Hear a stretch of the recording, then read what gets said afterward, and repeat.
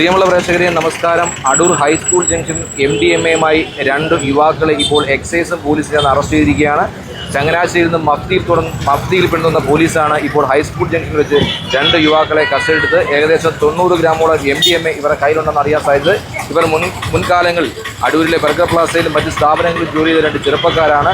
കണ്ണങ്കോട് കോട്ടമോൾ സ്വദേശികളായ ഫാറൂഖ്, നസീർ എന്ന രണ്ട് ചെറുപ്പക്കാരാണ് ഇപ്പോൾ പോലീസ് അറസ്റ്റ് ചെയ്തിരിക്കുന്നത്.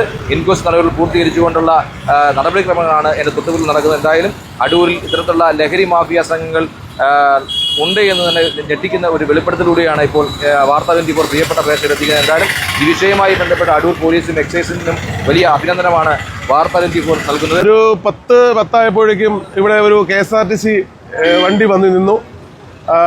ആ വണ്ടിയിൽ വന്ന് നിന്നതും ഇവിടെ നിന്ന് മക്തിയിൽ ഉണ്ടായിരുന്ന പോലീസ് ഉദ്യോഗസ്ഥർ ഇവിടെ ആ വാഹനം ചുറ്റാ വളയുകയും അതിനോടൊപ്പം തന്നെ കുറച്ച് പോലീസുകാരും മക്തി പോലീസുകാരും അടൂർ പോലീസും ചേർന്ന് ആ വാഹനത്തിൽ കയറുകയും രണ്ട് യുവാക്കളായിട്ടുള്ള പ്രതികളെന്ന് പറയുമ്പം MDMA ആണ്.